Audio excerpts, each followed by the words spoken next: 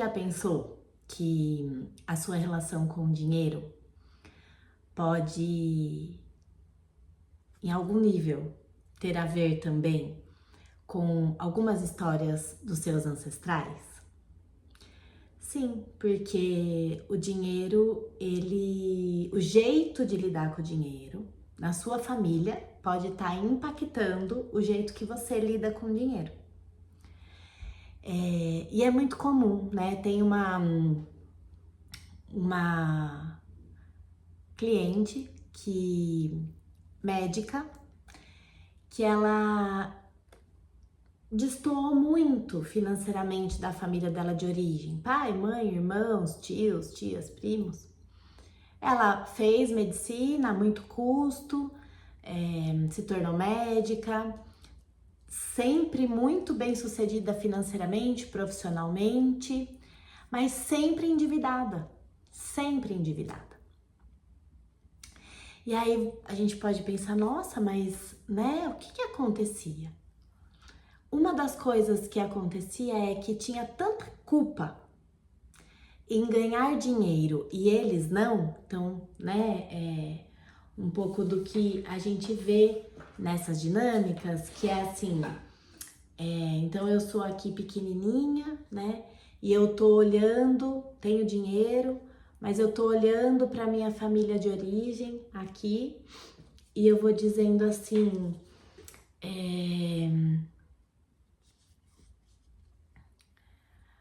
agora então eu dou dinheiro para vocês, porque a culpa é tão grande, a culpa é tão grande, a culpa é tão grande que eu não consigo sustentar, essa cliente não conseguia sustentar isso. Então o que ela fazia?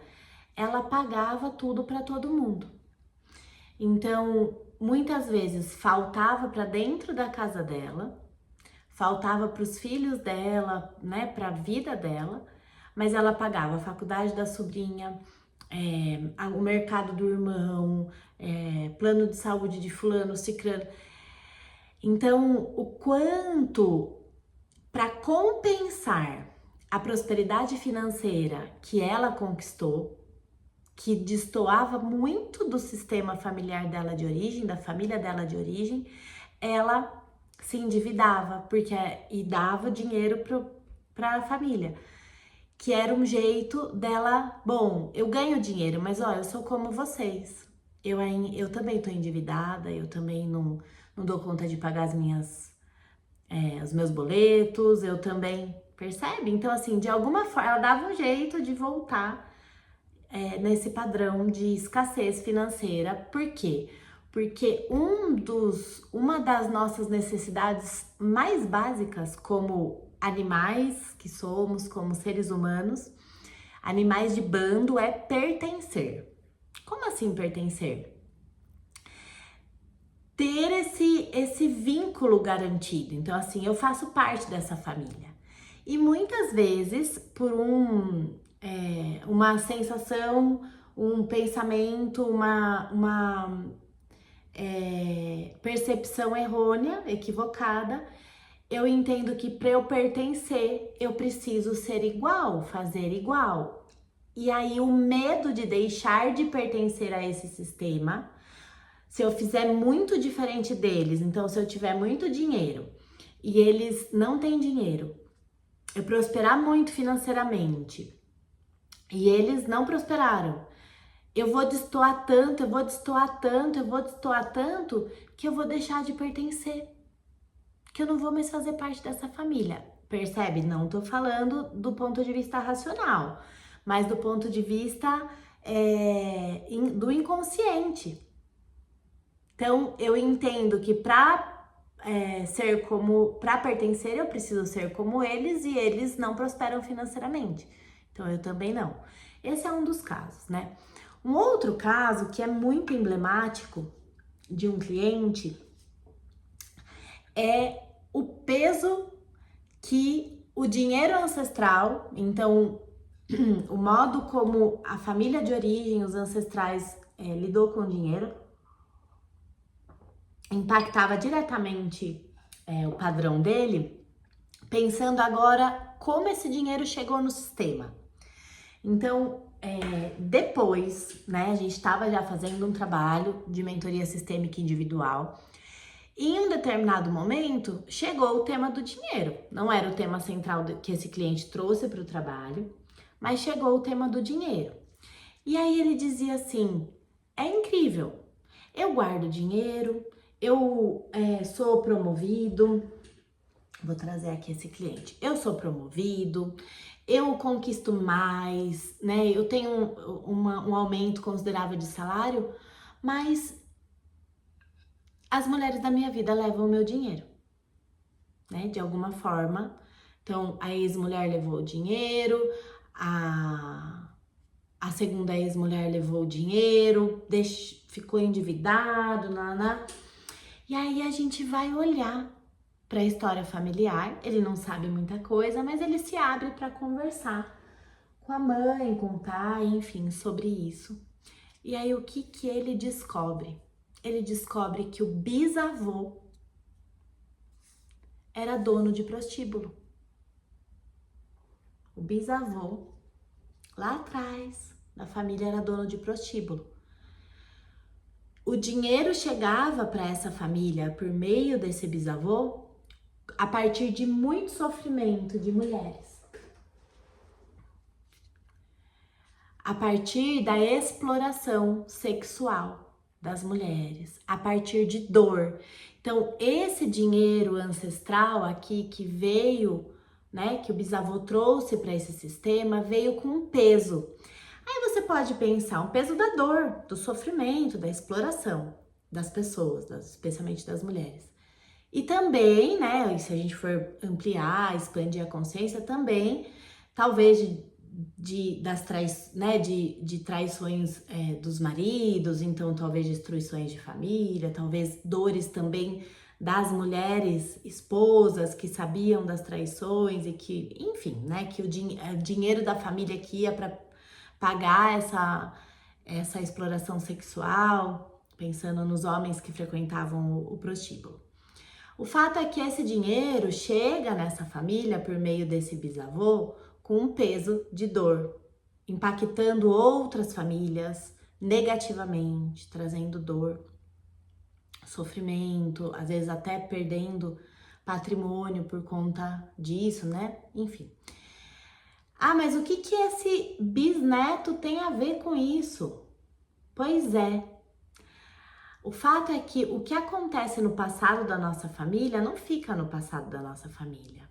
É como se a gente tivesse um livro de contabilidade. Então, esse bisavô marcou lá, né? Então, que aconteceu isso. Então, tem uma coisa aí que foi feita, né? Pelo membro dessa família, que esse bisneto faz parte. Então, mas zerou. Ele morreu com ele. Não é bem assim que funciona. A dívida é sistêmica. Então, quem vai chegando nesse sistema vai herdando essa dívida com esses outros sistemas familiares, né? Com essas pessoas, com o sofrimento delas, mas também com os descendentes que vão chegando. Qual que era o jeito que esse bisneto, por amor, de forma extremamente inconsciente, porque ele nem conhecia essa história, não sabia que o bisavô era dono de prostíbulo, mas qual é a forma que esse bisneto, na realidade dele, na vida dele, dá um jeito de compensar o que o bisavô fez, ou, né, toda a dor trazida, e não é que o bisavô fez por mal, foi o jeito que ele conseguiu também achar de sobreviver, sustentar a família, não é desse lugar moralista, entende? Não é desse lugar de, aqui se faz, aqui se paga. Não é. Mas é de um lugar assim, esse bisneto, ele perdia todo o dinheiro para as mulheres. Bisavô, para compensar toda a dor que esse dinheiro que chegou na nossa família causou nessas famílias, nessas mulheres em especial, né, exploradas sexualmente, agora eu perco todo o meu dinheiro para mulheres, para as minhas mulheres, para as mulheres com as quais eu me relaciono sexualmente, amorosamente. Percebe?